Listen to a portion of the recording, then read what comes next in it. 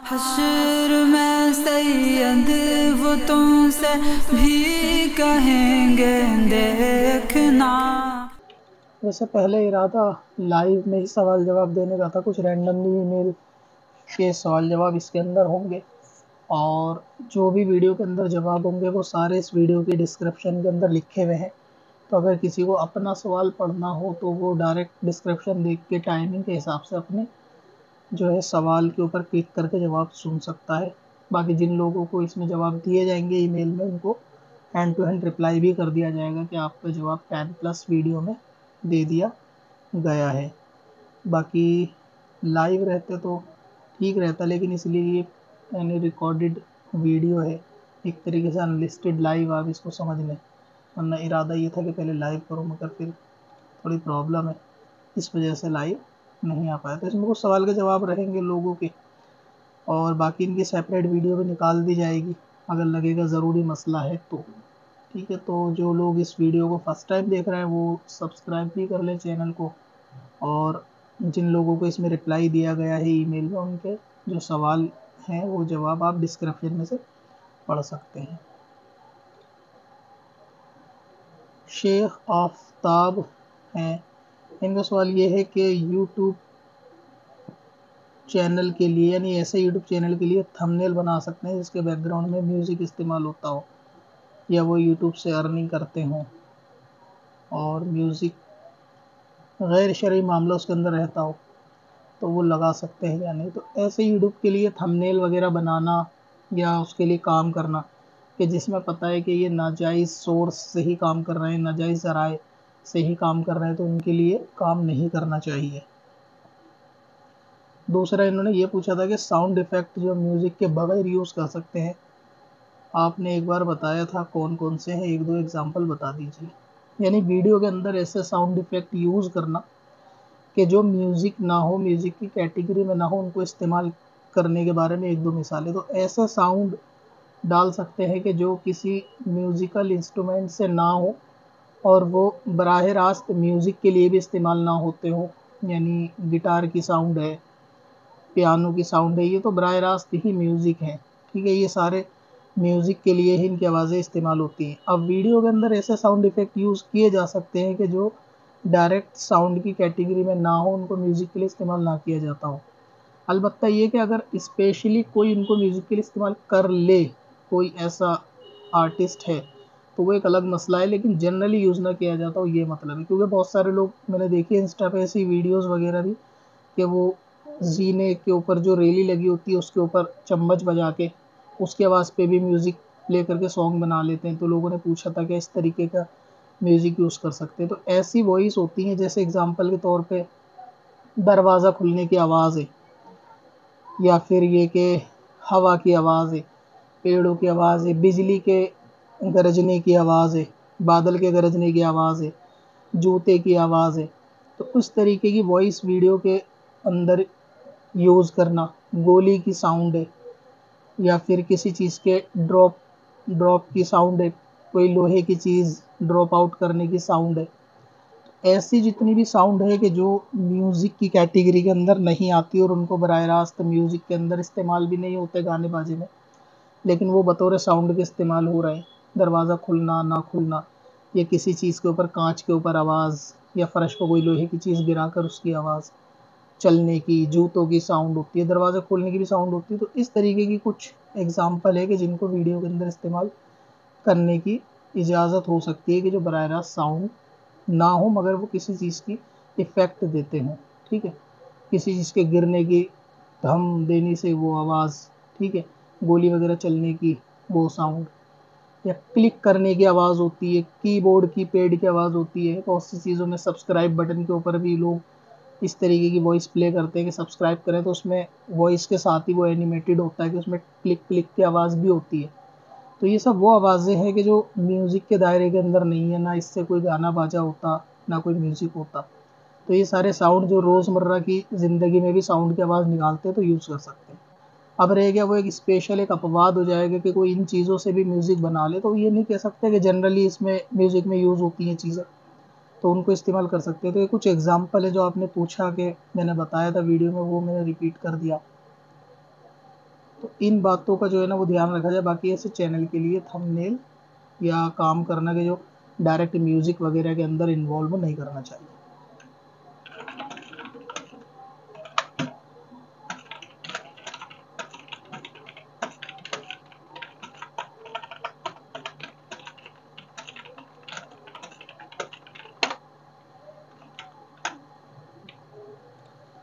Hand to hand उन लोगों को मैं रिप्लाई भी कर देता हूँ ताकि वो लोग भी इस वीडियो को देख ले तो उनको मालूम चल जाए कि उनका जवाब वीडियो में आ चुका है।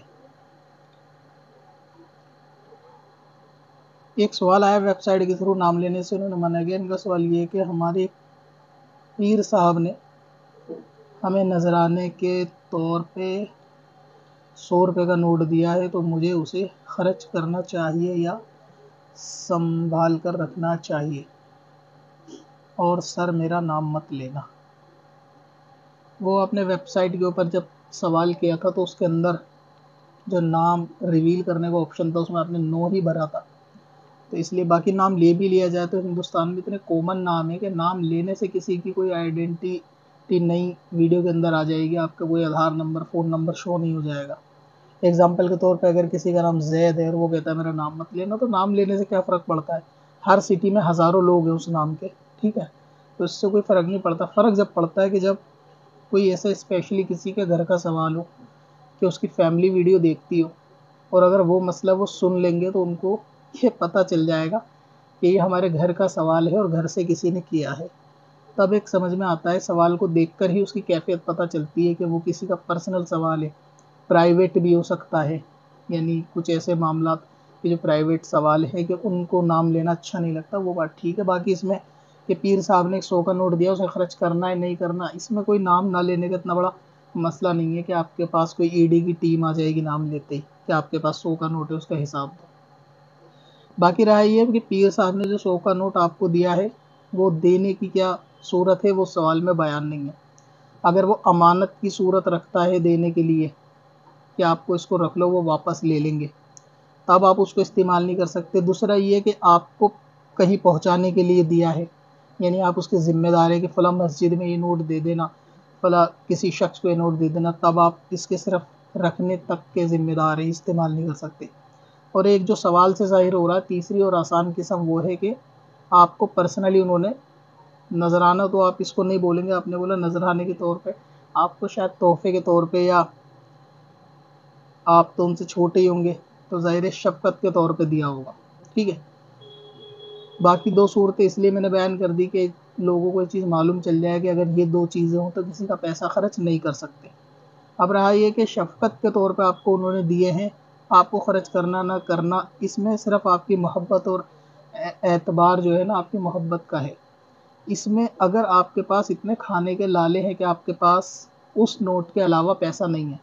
और आप उसी नोट से सामान ख़रीद के खा सकते हैं और उस नोट के सिवा नहीं है और आपकी जान जा रही है, ऐसी मतलब आपके ऊपर आफत आई हुई है कि आपके पास पैसा नहीं है खाने को,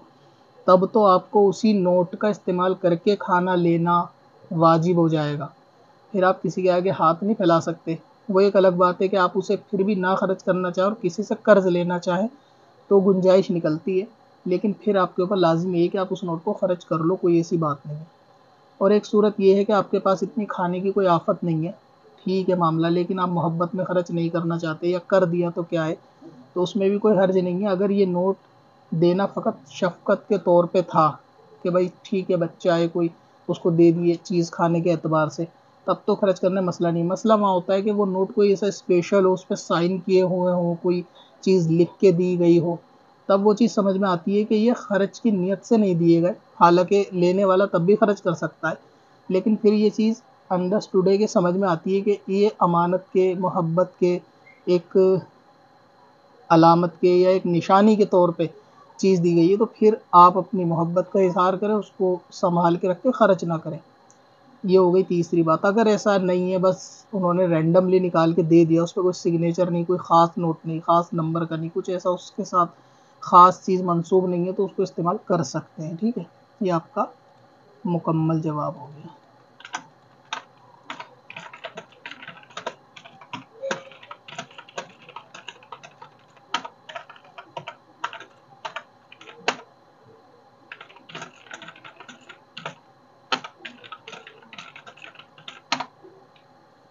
ایک کمنٹ لاسٹ لائیو ہم نے کرا تھا ایک دفعہ، اگر آپ کو یاد ہو تو اس کے اندر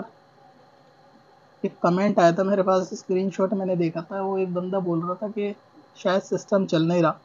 اور کی بورڈ پہ کوئی بس ویسے مطلب ٹیمپریری بندہ ہاتھ چلا رہا ہے اور اس میں لکھا کچھ نہیں جا رہا، کچھ ایسا وہ بتانا چاہ رہا تھا۔ اب کیونکہ اس کیمرہ 1 ہے، خیر صفائی دینے کی ضرورت تو نہیں ہے، لیکن لوگ اتنے بدگمان ہوتے ہیں کہ ان کو لگتا ہے کہ شاید ایسا نہیں، جبکہ اللہ تعالیٰ کے فضل سے میں پروفیشنل ٹائپسٹ ہوں، تو اسی لیے اس میں کوئی دقت نہیں ہے۔ بھائی اسکرین نہیں دکھتی تو اس کا یہ مطلب نہیں کہ سامنے والا ٹائپ نہیں کر رہا ہے یا الٹا سیدھا کی بورڈ دبا رہا ہے۔ جن لوگوں کے اوپر یہ میل جائے گا جب وہ ویڈیو دیکھیں گے تو وہ خود بتا دیں گے کہ ہاں یہ میل آیا تھا اور ہمارا جواب اس کے اندر موجود ہے۔ عادل خان سنبھل سے، ان کا سوال یہ ہے کہ پہلے میں پتنگ اڑاتا تھا بہت، کئی لوگوں کی پتنگ کاٹی ہے اور اپنی ڈور سے کھینچی بھی ہے جس کی پتنگ، اب میں نے سب چھوڑ دیا، تو اب مجھے کیا کرنا چاہیے؟ سب سے پہلے تو یہ کہ اگر آپ پتنگ اڑاتے تھے تو آپ اس سے توبہ کر لو، کوئی گناہ کے کام ہے۔ اور اس کے اندر اب یہ تو نہیں پتا کہ کس کی پتنگ کاٹی، کس کی پتنگ آپ کے پاس آئی، ان کا کوئی عطا پتہ نہیں، اور ظاہر ہے وہ لوگ ڈھونڈ بھی نہیں رہے ہوں گے آپ کو۔ تو یہی ہے، سچے دل سے توبہ کر لو، پہلی چیز تو یہ ہو سکتی ہے۔ دوسری یہ کہ اگر آپ کو اعتماد نہیں ہو رہا، دل میں کوئی کسک باقی ہے، تو آپ انداز سے کہ بھائی میں نے کسی کے 1 روپے کی پتنگ لی ہے یا 10 روپے کی پتنگ لی ہے، آپ صدقہ خیرات کر دو، ٹھیک ہے۔ حالانکہ پتنگ کا اڑانا ہی ناجائز ہے، یہ ضروری نہیں کہ آپ اس کو واپس پیسہ دو، لیکن پھر بھی آپ اپنی دل کی تسلی اور اعتماد کے لیے جو ہے وہ واپس ایصال ثواب کر سکتے ہو کہ بھائی مسجد میں جمعہ والے دن 20، 50، 100، 200 کسی غریب فقیر کو دے دو، اس نیت سے کہ اللہ تعالیٰ جو میرے گناہ ہے اس کو درگزر کرے۔ اور جمعہ کا دن اس لیے کیونکہ اس میں فضیلت زیادہ ہے، تو ثواب صدقہ کرنے کا زیادہ ہو جائے گا، آپ کو یہ ایکسٹرا بینیفٹ ملے گا۔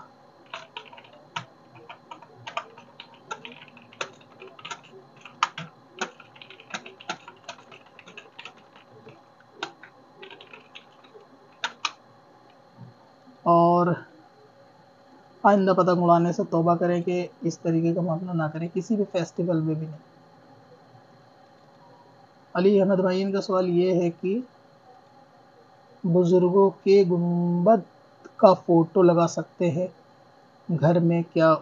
اسے لگانے سے گھر میں برکت آتی ہے یا نہیں؟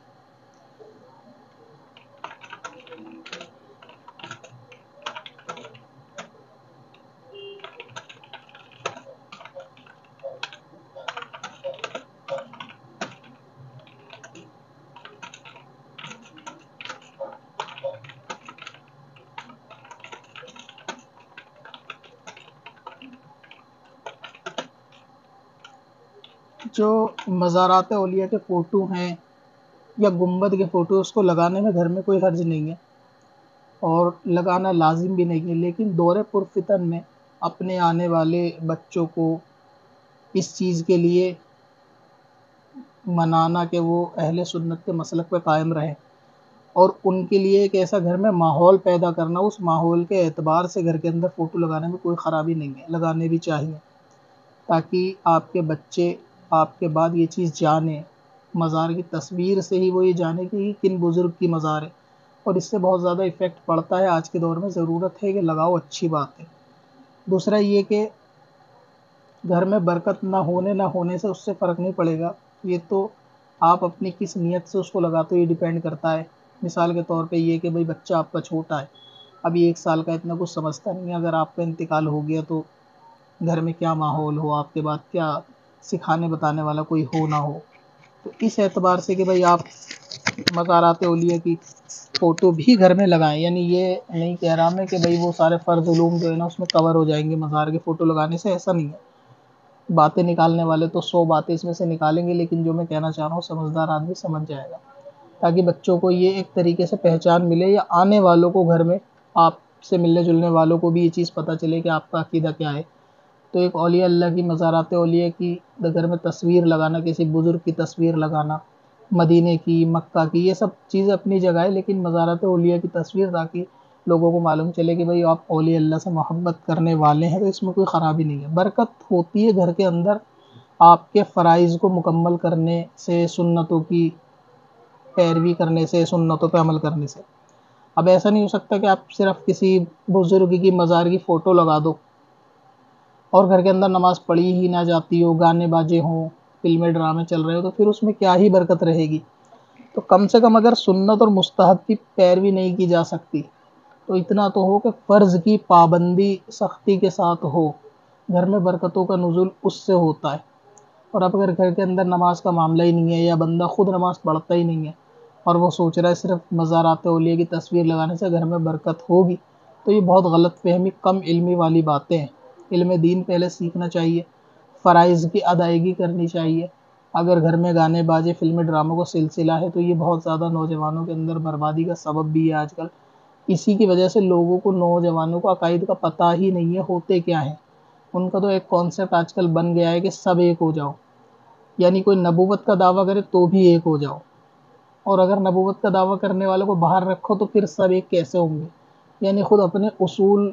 پر وہ کھڑے نہیں اتر سکتے کہ سب ایک ہو جاؤ۔ سب ایک کریں گے تو اپنی مرضی سے کچھ کو باہر رکھیں گے کہ قادیانیوں کو باہر رکھ دو پھر سب ایک ہو جاؤ۔ سوال یہ ہے کہ کیوں ان کو باہر رکھ دو؟ جب سب کو ہی ایک کرنا ہے تو ان کو کیوں نہیں ایکسیپٹ کرتے؟ اور اگر اس کو ایک کو باہر کرنا ہے تو باقی کو کیوں اندر کر سکتے ہیں؟ باقی اسی شرط کے اوپر باقی بھی باہر ہو سکتے ہیں۔ یعنی چور تو چور ہے، پھر چاہے وہ کسی بھی کنبے، قبیلے، گھر گرہستی کیسا بھی ہو، چور چور ہی رہے گا۔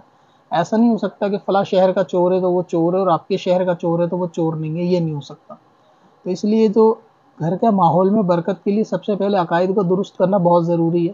اور یہی ایمان کی بربادی کا سبب بنتا ہے۔ بے نمازی ہونے سے آدمی کوئی کافر نہیں ہو جاتا، زکوٰۃ نہیں دیتا یا گناہ کے کام کرتا ہے، فرائض ادا نہیں کرتا، کوئی کافر نہیں ہو جاتا۔ لیکن یہ سب کام کرنے کے بعد بھی آدمی کافر ہو سکتا ہے اگر عقیدہ درست نہیں ہے۔ مان لو کوئی فرضی نبی پہ ایمان لے آیا اور اس کو نبی سمجھ رہا ہے، اب وہ نمازیں بھی پڑھ رہا ہے، سجدے بھی کر رہا ہے، زکوٰۃ بھی دے رہا ہے، کیا وہ مسلمان ہو جائے گا؟ نہیں ہو سکتا۔ تو کسی کے ایمان کا دار و مدار اس کے عمل پہ نہیں ہے کہ فلاں شخص جا رہا ہے جی مزار پہ، نمازیں چھوڑ رہا ہے۔ ٹھیک ہے، وہ نمازیں نہیں پڑھ رہا، وہ غلط بات ہے، اس کی پڑھنی چاہیے، فرض ہے، لیکن یہ نہیں ہے کہ وہ عقیدے کے اندر درست ہے تو پھر وہ لاکھ کہنا بھی غلط ہے، کروڑوں گنا منافقوں سے اچھا ہے کہ جو سجدے میں پڑے اور ان کے عقیدے درست نہیں۔ لوگوں کو یہ بات بہت کڑوی اور چبھنے والی لگتی ہے، لیکن دین کسی کے باپ کے برا اچھا لگنے کا نام نہیں ہے کہ کسی کے باپ کو کوئی چیز بری لگ جائے تو خاک لگ جائے، کوئی ہمارے جوتے پہ فرق نہیں پڑتا، کسی کو اچھی لگے تو لگ جائے۔ لیکن حقیقت یہی ہے کہ جس کا عقیدہ درست نہیں ہوگا، پوری زندگی سجدے میں پڑا رہے اور اللہ کا ذکر کرتا رہے نا، جہنم کے کتوں میں سے ہی ایک کتا ہوگا۔ اور کسی بندے کا اگر عقیدہ بالکل درست ہے، عقائد میں اس کے خرابی نہیں ہے، پوری زندگی شراب کے نشے میں پڑا رہے گا نا، اس کے پھر بھی جنت میں جانے کی ایک امید رہتی ہے۔ دار و مدار عقیدے کے اوپر ہے۔ اگر کسی کا عقیدہ ہی درست نہیں ہے تو اس کی نماز روزے کام نہیں آئیں گے۔ لیکن سوشل میڈیا کے تھرو لوگوں کو یہ پیغام دیا جاتا ہے کہ عمل زیادہ ضروری ہے، اس طریقے کا انڈائریکٹلی پیغام دیا جاتا ہے کہ اعمال زیادہ ضروری ہے۔ ایسے بہت سارے بیان ہیں کہ جس میں علماء نے بتایا کہ بھائی اگر کوئی شخص اس گناہ میں مر گیا تو جنت میں جائے گا، اور اگر منافق طواف کرتے ہوئے مر گیا تو جہنم میں جائے گا، تو اس میں غلط کیا ہے؟ یہ تکلیف صلح کلی ٹائپ لوگوں کے کم سے کم، کہ ان کو یہ چیز ہضم نہیں ہوتی کہ یہ کیسی بات ہے، جبکہ یہ حقیقت ہے۔ تو مزارات اولیاء کی گھر میں تصویر لگائیں، اچھی بات ہے، ان کی تعلیمات بھی دیں، اور ان کی تعلیمات میں سب سے پہلے فرض کا ادا کرنا ہے عمل میں، اور عقائد کی درستگی تو بیسک چیز ہے، یعنی وہ تو ایک نیو ہے۔ یہ جو عمل ہے یہ تو بعد کی بلڈنگ ہے، اس نیو کے اوپر اگر نیو ہی نہیں ہے تو وہ بلڈنگ کسی کام کی نہیں ہے، بن تو جائے گی لیکن کامیاب نہیں ہو سکتی، آج نہیں تو کل وہ ڈھہنی ہے، اور جب قیامت کا شور برپا ہوگا تو اس میں وہ ڈھہ جائے گی، اگر دنیا میں نہیں ڈھہ رہی تو۔ ٹھیک ہے، تو اسی لیے یہ خیال کرنا کہ نیو تو عقائد ہے، اس کے اندر پختگی ہونی چاہیے، اولیاء اللہ کی تصویر گھر میں ہو، ان کی تعلیمات ہو، فرائض کی ادائیگی ہو، عقائد کا درست ہونا سب سے اہم ہے۔ اگر آپ کے اندر صلح کلیت کا کیڑا ہے نا، تو بھی صحیح، یہ بھی صحیح، وہ بھی صحیح، اسے بھی سن لو، اسے بھی سن لو، اسے بھی سن لو، تو اس کا مطلب یہ ہے کہ وہ شیطان کو بھی سن سکتا ہے، سب میں تو پھر سبھی آتے ہیں۔ تو اس بات کا جو ہے وہ خیال رکھا جائے۔ باقی فرائض چھوڑ کے گھر میں برکت کی امید رکھنا یہ بھی ایک جہالت ہے، اس سے اہل سنت کے خصوصاً خاص طور سے سنی حضرات جو اس کے اندر غلط فہم مبتلا ان کو ضرور باہر نکلنا چاہیے. نیاز فاتح ایسال ثواب کرنا چاہیے، بچوں کو بھی اس میں لے کے بیٹھو، ان کو بھی دیکھنے کو سننے کو سیکھنے کو ملے گا. لیکن نماز کیا ہے یہ چیز بھی ان کو سکھاؤ، نبوت کے بارے میں بھی ان کو بتاؤ، صحابہ کے عقائد بھی ان کو بتاؤ، اولیاء اللہ کے نظریات بھی ان کو بتاؤ، اور بد دین بد مذہب کے نقصان ایمان کے جانے کا خوف بھی ان کو دلاؤ کہ بد دین اور بد مذہب کی صحبت کتنی خطرناک ہے وہ بھی بتاؤ. ایسا نہ ہو کہ سب اس کے دوست ہوں، چاہے کوئی کچھ بھی کرتا ہو سب دوست ہے. سب دوست نہیں ہو سکتے. جس کے سب دوست ہیں یا سب کو جو دوست سمجھتا ہے وہ سب سے بڑا منافق ہے، اور دین میں سب سے زیادہ نقصان دینے والا زہریلا کیڑا ہے وہ. ایسے لوگوں کا بائیکاٹ ہونا بہت ضروری ہے.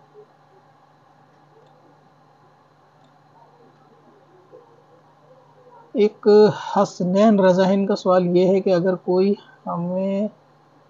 قبر پوجنے والا کہے کیا وہ یا ہمیں کافر کہے تو کیا وہ کافر ہو جائے؟ حدیث پاک کے اندر تو ہے کہ اگر کوئی شخص کسی کو کافر یا مشرک کہتا ہے کہ بھئی یہ کافر، اس کا لفظ چاہے کیسے بھی ہو، تو کفر تو پھر دونوں میں سے ایک پہ لوٹ کے آئے گا. اور یہ تو موجودہ دور کی کہانی ہے کہ آپ کہیں بھی اہل سنت کہ کسی بھی علماء کو بھی دیکھ لیں گے تو آپ ان کی کمنٹ کے نیچے آپ کو کوئی نہ کوئی ایسا بد عقیدہ کہ جس کو خود عقیدے کی خبر نہیں ہے، آپ کہہ لیں گے جس کو ٹوائلٹ جانے کا طریقہ بھی نہیں آتا، وہ قبر پوجنے والا یا اس طریقے کی بات کہتا ہے. کسی کے اوپر یہ تہمت لگانا کہ وہ قبر کی پوجا کرتا ہے، اول تو یہ گناہ کبیرہ میں سے بھی ہے. باقی اگر وہ واقعی قبر کی پوجا نہیں کرتا وہ تو قیامت میں یہ حساب تو وہ دے گا کہ قبر کی پوجا کرنا کس کو کہتے ہیں. رہا یہ کہ لوگ کہتے ہیں تو کہنے سے پریشان ہونے کی ضرورت نہیں ہے. لوگوں کا کہنا آپ کے حق پہ ہونے کی نشانی ہے. انبیاء کو بھی جادوگر کہہ کر بلایا گیا، ان کو بھی یہ کہتے تھے کہ یہ جادو کرنے والے ہیں. تو کیا لوگوں کا ان کا جادوگر کہنے سے یہ بات ثابت ہوتی ہے کہ وہ اللہ کے نبی نہیں تھے جادوگر تھے؟ اس سے یہ چیز ثابت نہیں ہوتی. تو اس لیے اگر وہ آپ کو کہتے بھی ہیں کہ آپ قبر کی پوجا کرتے ہو، ظاہر ہے کہ ان کا نظریہ ہے، ان کے دماغ میں یہ چیز بھری گئی ہے. ان لوگوں نے بھری ہے جو دنیا کو درس دے رہے ہیں کہ لڑائی جھگڑے والی باتیں نہیں کرنی چاہیے، لیکن ان کو یہ چیز سکھا دی کہ فلاں شخص قبر کا پوجنے والا ہے. یہ وہی منافق ہے جو آپ کے ساتھ آ کے بولتے ہیں کہ سب ایک ہو جاؤ، ایسے دور میں پرفتن باتیں نہیں کرنی چاہیے، سب کو ایک ہو کے چلنا چاہیے. وہی لوگ آپ کی کمنٹ میں آپ کو مشرک کہہ رہے ہیں، وہی لوگ آپ کو ایمان والا نہیں کہہ رہے، پھر وہ کہتے ہیں کہ سب ایک ہو جاؤ. جب ہم ایمان والے نہیں ہیں تو پھر ایک کیسے ہو سکتے ہیں؟ غیر ایمان والا بھی آپ کی مسجد میں آ جائے، نماز پڑھے، ایک ہو جائے، یہ تو سمجھ نہیں آتی. یہ تو کسی کو بھی مطلب دین کی دعوت دے دیں گے، چاہے وہ دین سے مراد یہ کہ نماز کی دعوت دے دیں گے چاہے وہ مشرک ہو یا نہیں، کیونکہ ان کا نظریہ یہ ہے کہ سب ایک ہے اور لیکن ہم مشرک ہیں. یہ بھی ان کا نظریہ ہے کہ ہم مشرک ہیں. تو جو لوگ کہتے ہیں آپ اس پہ صبر رکھیں، یہ قیامت کے اندر خود حساب دیں گے، اور اس میں آپ کا فائدہ ہے. جو آپ کو اوپر بہتان لگا رہا ہے، الزام لگا رہا ہے، اپنی نیکیاں آپ کو دے گا، ورنہ یہ کہ آپ کا عذاب اپنے سر پہ لے کے جہنم میں جائے گا. جب اس کو پتہ چلے گا کہ پوجا کرنا قبر کی کیا ہوتا ہے اور تعظیم کرنا کیا ہوتا ہے. آج کل تو لوگ کسی چیز کو چومنے کو بھی شرک کہہ دیتے ہیں، سجدہ ہی ہو جاتا ہے ڈائریکٹ چومنا. تو ایسے ایسے اندھے بھی موجود ہیں سوشل میڈیا کے اوپر، تو ایسوں سے جو ہے وہ تھوڑا بچ کے رہیں، دور رہیں. رپلائی کرنے کی ضرورت نہیں ہے، کیونکہ جاہل کو ہر چیز ثابت کرنا ضروری نہیں ہے. آپ کسی عقل مند علم والے کو ایک دلیل سے خاموش کرا سکتے ہو، وہ سمجھ جائے گا. دلیل سمجھنے کی بھی قابلیت ہونی چاہیے، ریفرنس سمجھنے کی بھی قابلیت ہونی چاہیے. لیکن آپ کسی جاہل کو 100 دلیلیں دے کے بھی خاموش نہیں کرا سکتے، کیونکہ وہ جاہل ہے. وہ دلیلوں کو ہی نہیں سمجھے گا کہ آپ کہنا کیا چاہ رہے ہو. اسے تو طوطے کی طرح رٹایا گیا ہے، قرآن کی یہ آیت ہے، اس میں یہ کہا گیا، بات ختم. اس کے پیچھے کا معنی، مفہوم، اس کی آیت نزول، قرآن کے احکام، وہ سب تو اس کے پلے ہی نہیں پڑیں گے. اس کو تو یہ پتہ ہے کہ بس پیراسیٹامول ہے، بخار ہونے پہ کھانی ہے، بات ختم. اس کے پیچھے کا کانسیپٹ تو نہیں جانتا نا وہ بندہ. تو اس لیے جاہل سے بحث کر کے آپ جیت نہیں سکتے. تلوار باز کے آگے تلوار باز ہو تو مقابلہ برابر کا ہو سکتا ہے، اور اس میں سے کسی کی جیتنے ہارنے کا آپ طے کر سکتے ہو کہ جو زیادہ ایکسپرٹ ہوگا وہ جیت جائے گا. لیکن اگر تلوار باز کے آگے کسی جاہل کو تلوار دے دی جائے نا، تو اس میں تلوار باز کا ہارنا طے ہوگا. یہ بات بالکل فیکٹڈ ہے، آپ ٹرائی کر کے دیکھ لینا کسی کے ساتھ. کیونکہ تلوار باز اپنے پیتروں سے، اپنے اصولوں سے لڑے گا. سامنے والا تلوار باز ہوگا تو وہ بھی ایسے لڑے گا. لیکن جو جاہل ہوگا تو اس کو اصول اور پیترے پتہ ہی ہوں گے، وہ تو اندھا دھند چلائے گا. تو اس میں جان کا خطرہ تلوار باز کو ہو جائے گا. تو یہ بھی چیز ہے کہ تلوار باز جو ہے وہ جاہل سے تو ڈیفینیٹلی ہار ہی جائے گا. بھلے ہی سامنے دونوں مقابلے کے ہوں، تب تو آپ کسی پہ بیٹ لگا سکتے ہو کہ شاید یہ جیتے یا یہ جیتے، لیکن جب مقابلہ جاہل سے ہونا تو پھر وہاں پہ اس کا بچنا تلوار باز کا کتنے بھی پیترے جانتا ہو تھوڑا مشکل پڑتا ہے۔ تو یہ اصول ہے، آپ اس کو سمجھائیں گے نا کہ کسی کو قبر پوجنا کیا کہتے ہیں، مشرک کسے کہتے ہیں، تو بدگمانی کر رہا ہے، اسے مطلب ہی نہیں ہے ان چیزوں کے۔ قرآن کی باقی آیتیں کیا کہتی ہیں، حدیثیں کیا کہتی ہیں، وہ سب اس نے پیٹھ کے پیچھے ڈالا ہوا ہے۔ اس کو یہ پتا ہے کہ وہ قبر کے اوپر اس نے چوم لیا تو وہ بس مشرک ہو گیا، اس کی ڈکشنری میں اس کے آگے کے الفاظ نہیں ہیں، اس کے آگے کی ڈیفینیشن بھی نہیں ہے اس کی ڈکشنری میں، قبر کو چوم لیا مطلب وہ مشرک ہو گیا، یہی سکھایا گیا، یہی پڑھایا گیا، تو ایسے جاہل سے آپ کیا ہی بحث کر کے سیکھ جاؤ گے۔ احمد بھائی ہیں پٹنہ سے، اور ان کا سوال یہ، فرض روزے اگر قضا ہوں اور نفل روزے یعنی شب برات کے رکھنا افضل ہے یا قضا روزے افضل ہے؟ اصل میں روزے تو جو قضا ہے انہی کو رکھنا افضل نہیں، بلکہ واجب ہے ان روزوں کو تو جلد سے جلد جو چھوٹے ہیں رمضان کے ادا کرنے چاہیے۔ لیکن یہ جو نفل روزے اگر آپ قضا روزے بھی مکمل کر رہے ہیں، موقع بہ موقع ان کو کرتے رہتے ہیں جلد سے جلد ادا، اور بیچ میں کوئی ایسا مبارک مہینہ پڑ جاتا ہے کہ اس کے روزوں کی فضیلت ہے اور آپ اس فضیلت میں وہ روزہ رکھنا چاہیں تو وہ رکھ سکتے ہیں، اس میں کوئی ممانعت نہیں ہے، آپ ان روزوں کو بھی رکھ سکتے ہیں۔ باقی بہتر یہ ہے کہ پہلے قضا روزے ہی مکمل کیے جائیں۔ ایک سوال اور ہے کہ اگر کوئی 1-2 قطرے نجاست کے حلق سے نیچے اتر جائیں، جیسے کہ بہتا ہوا خون یا نجاست غلیظہ میں سے کچھ، تو کیا نماز ہو جائے گی؟ اگر نجاست دور کیسے کریں؟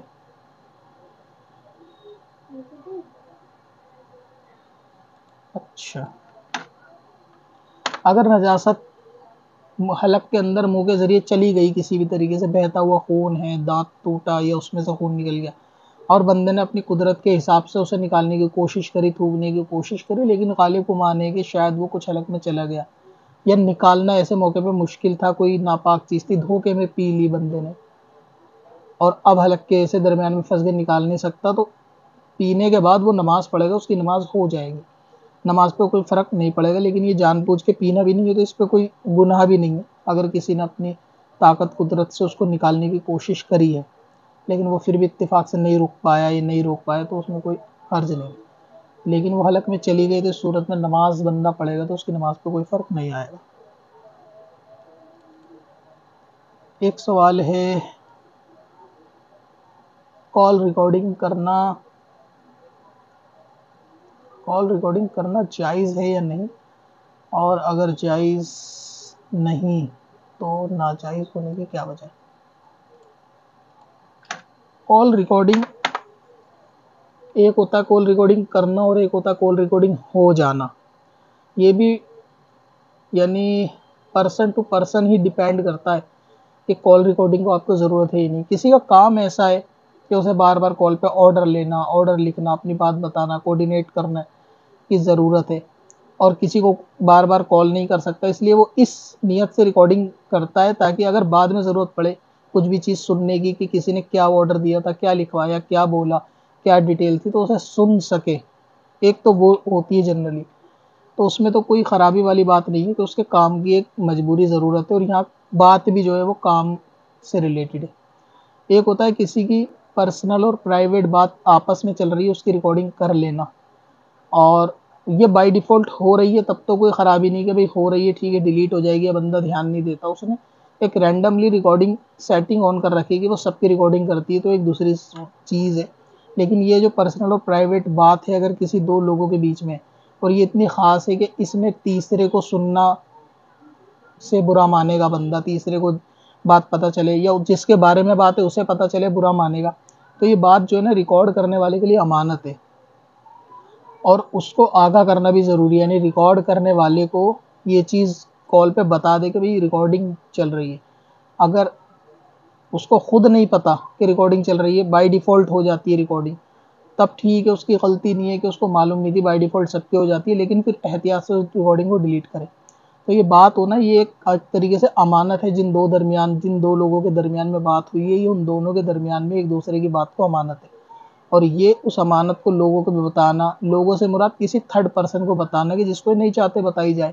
پرسنل بات ہے، کسی کے سننے سمجھنے کی نہیں ہے، یا ان کا کوئی میٹر بھی نہیں ہے اس بات سے، پھر کیوں کسی کو بتائی جائے؟ تو وہاں یہ جائز نہیں ہے کہ اس کی بات بتائی جائے۔ رہ گیا کہ ریکارڈنگ کرنا نہ کرنا، تو وہ میں نے بتا دیا کہ ہو سکتا ہے کہ کسی کے کام کی چیز ہو، کام کی بات ہو، کلائنٹ کے طور پر، کسٹمر کے طور پر بات کرتا ہے، ایک وہ ریکارڈنگ ہوتی ہے، وہ ہوتا ہے پرسنل ریکارڈنگ۔ گھر خاندان میں بات چل رہی ہوتی ہے کسی تیسرے بندے کے بارے میں، تو وہاں ڈسکس دو لوگوں کا چل رہا ہوتا ہے، تو ایسی صورت میں ریکارڈنگ نہ کی جائے، کسی کو شک شبے کی گنجائش ہی نہ رکھی جائے، اور اگر کر لی تو اس کو شیئر کرنا جائز نہیں ہے، یعنی دھوکے میں اگر ہو گئی اور اس کو ڈیلیٹ کر دینا چاہیے۔ لیکن اگر فون ایسا ہے کہ ریکارڈنگ کرنا مجبوری ہے، اگر آف کر دیں گے تو کام کی باتیں بھی ریکارڈ نہیں ہو پائیں گی، کسی اور کے ساتھ بعد میں آن کرنا بھول جائیں گے، ایسی سچویشن ہے تو ریکارڈنگ بھلے ہی آن رکھے لیکن سامنے والے کو یہ چیز بتا دے کال کرتے وقت کہ بھائی کال ریکارڈنگ رہتی ہے میری آن، یہ چیز کہنی چاہیے تاکہ سامنے والا اپنے حساب سے پھر بات کرے۔ اگر اس کو کوئی فرق نہیں پڑتا، وہ کہتا ہے کوئی بات نہیں، ہمیں جنرل بات کرنی ہے، کام کی بات کرنی ہے، تو پھر نیکسٹ ٹائم اسے بتانے کی ضرورت نہیں ہے، ہر بار بتانے کی ضرورت نہیں ہے، ایک بار بتا دیا بہت ہے۔ لیکن نئے بندوں کو ضرور بتایا جائے پرسنل والی بات میں کہ بھی کال ریکارڈنگ چالو ہے، تاکہ وہ آپ کو چاہے تو آف کروا سکتا ہے اگر وہ مطمئن نہیں ہے تو۔ اور بنا کسی اجازت کے کال ریکارڈنگ کسی کو کال کرنا اور اس نیت سے کہ اس کی میں ریکارڈنگ کروں گا وہ کیا کہتا ہے، تو یہ درست نہیں ہے کہ یہ بات کی پھر امانت ہے اس کے پاس، یعنی اس کی نیت کے اندر ہی خرابی ہے، نیت میں فساد ہے اس بندے کی، جیسی نیت ہوگی اس کو پھر ویسا ہی اس کا اجر ملے گا، نیت پوری ہوگی تو پھر ویسے اللہ تعالیٰ اس کو گناہ دے گا۔ عثمان رمضان ان کا سوال یہ ہے کہ آنکھیں سوجی ہوں تو اس سے نکلنے والا پانی پاک ہوگا یا ناپاک ہوگا؟ آنکھیں اگر سوجی ہیں اور وہ سوجنے میں کسی طریقے کا کوئی زخم نہیں ہے، کوئی ایسا مواد پیپ والا مسئلہ نہیں ہے، صرف یہ کہ سردی کی وجہ سے سوج گئی، نہ سونے کی وجہ سے سوج گئی، زیادہ سونے کی وجہ سے سوج گئی، چاول کھا کے سونے کی وجہ سے سوج گئی، گرمی میں دھوپ کی وجہ سے یا برف کی وجہ سے سردی میں سوج گئی، تو اس سے نکلنے والا پانی اگر یہ کہ نجاست اور خون وغیرہ اس کے اندر کوئی اس کی آمیزش نہیں ہے تو اس میں وہ پانی ناپاک، آنسو یعنی ناپاک نہیں ہوگا۔ لیکن اگر آنکھ دکھتی ہے، آنکھ آتی ہے، اس میں زخم ہے، آنکھوں میں لالی ہے، اور یا آنکھ کے اندر یا کوئی چوٹ لگی ہے یا کوئی ایسا دانہ ہے وہ پھوٹ گیا ہے اور اس سے نکلنے والا پانی ہے، اس سے ہو کے آتا ہے نجاست کے اندر، اس کے اندر مکس ہو کے، تو پھر وہ ناپاک ہوگا، یعنی وضو توڑنے والا ہوگا، جہاں چہرے پہ جائے گا وہ حصے کو ناپاک کرے گا۔ لیکن اگر صرف سوجنا کسی ایسی وجہ سے، اس میں کوئی زخم کا معاملہ نہیں ہے، تو فقط سوجنے سے نکلنے والا پانی وہ ناپاک نہیں ہوگا۔ کبھی کبھی ایسا ہوتا ہے کہ آنکھ پہ کوئی چیز لگ جاتی ہے، یعنی کسی کا ہاتھ لگ گیا، انگلی لگ گئی، گھوسا لگ گیا، تو اس سے آنکھ سوج جاتی ہے اور پانی لگاتار بہتا ہے، تو وہ بھی ناپاک نہیں ہے، کہ وہ آنسو ہوتا ہے، آنکھ کا سسٹم ہوتا ہے آنکھ کو دھونے کا، جب اس کے اندر ایسا کچھ اس کو محسوس ہوتا ہے کہ اس کے اندر کوئی دقت ہے تو وہ آٹومیٹک فائر بریگیڈ سسٹم ہوتا ہے آنکھ کا، تو وہ پانی نکالنا شروع کر دیتا ہے، تو وہ زخم کے ساتھ نہیں ہوتا، سادہ ہوتا ہے آنکھ دکھنے کی وجہ سے، تو اس میں کیا ہوتا ہے کہ پانی ناپاک نہیں ہوتا، وضو کو توڑنے والا بھی نہیں ہوتا۔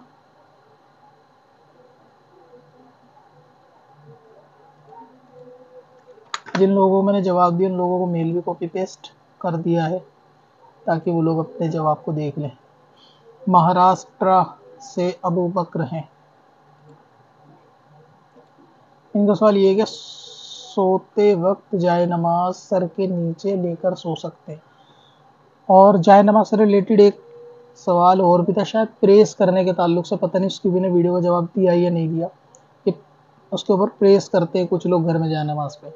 تو سو سکتے ہیں جائے نماز کو سرہانے پہ رکھ کے سونا یا جائے نماز کے اوپر سونے میں کوئی خرابی نہیں ہے، جبکہ وہ ناپاک ہونے کا خطرہ اس میں نہ ہو۔ باقی اس کو بچھا نہ چھوڑیں، گندی ہونے کا خطرہ رہے گا کہ نماز کی چیز ہے تو اس کا ادب اور خیال رکھا جائے۔ باقی اس کے اوپر پریس کرتے ہیں تو اگر جائے نماز کی کوالٹی کپڑے کی ایسی کہ اس پہ ڈائریکٹ پریس ہو سکتی ہے تو ہی اس پہ کرتے ہیں لوگ، ورنہ تو پھر اس کو ایک طریقے سے گدے کے طور پہ استعمال کرتے ہیں، اس پہ دوسرا کپڑا بچھاتے ہیں پھر اس پہ پریس کرتے ہیں، تو وہ کر سکتے ہیں، اس میں بھی کوئی خرابی نہیں ہے، یعنی کوئی گناہ نہیں ہے اگر کوئی اور دوسرا آپشن نہیں ہے، اور اس پہ پریس اچھی ہوتی تو تب بھی کر سکتے ہیں۔ تو یہ بے ادبی والی چیزیں نہیں ہے کہ سرہانے کسی چیز کو رکھ کے سونا یا جائے نماز کے اوپر لیٹ جانا، نماز پڑھنے کے بعد وہیں پہ لیٹ جانا، یہ بے ادبی میں شمار نہیں ہوتا، کیونکہ بے ادبی کی اس میں کوئی نیت بھی نہیں ہوتی، تو ایسا جو ہے وہ کیا جا سکتا ہے۔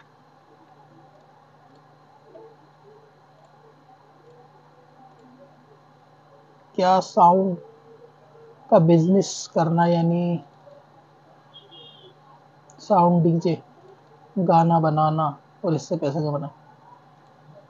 उमर खैर आपने डायरेक्ट मेल किया है, वेबसाइट के थ्रू मेल करते आप इसको, तो इसमें आपकी उम्र पता चल जाती है। क्योंकि गाने बाजे का बिजनेस करना, गानों से पैसा कमाना, गाने बनाना, लग नहीं रहा कि 2024 में किसी मुसलमान को इसके बारे में मालूम ना हो। ऐसा लगता है कि सवाल तो सबको पता है कि इसका क्या जवाब होना चाहिए। तो इसमें दिल की तसल्ली के लिए पूछते हैं लोग, या शायद सोचते हो कि शायद 2024 में शरीयत बदल गई होगी। तो ऐसा कुछ नहीं है। जो गुनाह का काम है वो गुनाह, गाने बनाना, डीजे का बिजनेस या गानों से रिलेटेड काम, पैसा कमाना जायज़ नहीं है। ये बात सबको जनरली मालूम है, सवाल पूछने की कोई ख़ास ज़रूरत है नहीं। वैसे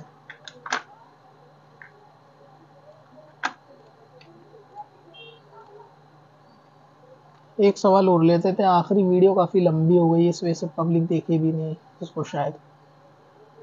मासूम आलम, इनका सवाल ये है कि बचपन में मैं रो रहा था तो मेरी चाची ने मुझे एक बार दूध पिला दिया। उस टाइम वालिदा के शायद दूध नहीं था, ये तबीयत ख़राब थी, मेरी तबीयत ख़राब थी। एक बार दूध पिलाने से क्या उनकी बेटी से निकाह कर सकते हैं या नहीं, इस बारे में इनका सवाल है। तो असल में एक बार दूध पिलाना तो दूर की बात है, एक घूंट दूध पिलाने से भी जो है वो निकाह का मसला अड़ जाएगा। अगर लड़के ने दूध पिया है तो फिर यानी जिस औरत का दूध पिया है उसकी किसी औलाद से शादी नहीं कर सकता, किसी बेटी से शादी उनकी नहीं कर सकता। बाकी उनकी बेटियां इस लड़के के दूसरे भाई से, कि जिसने दूध नहीं पिया, उनसे कर सकती। यानी कि ये बंदा नहीं कर सकता जिसने दूध पिया, इसका कोई और भाई हो, उनसे निकाह करना चाहे उनके बच्चे, या ये दो निकाह करना चाहे तो ये हो जाएगा इनका आपस में, इसका किसी के साथ नहीं हो सकता। अब अपनी क़ज़ा उम्री नमाजों का हिसाब लगाना हुआ और भी आसान। विजिट करें qazacalculator.smswarsi.com पर और इस कैलकुलेटर से अपनी तमाम क़ज़ा नमाजों का हिसाब मिनटों में करें और डाउनलोड भी करें। चल तुझे भी बख्शवा दूं, तेरी बारी आ गई।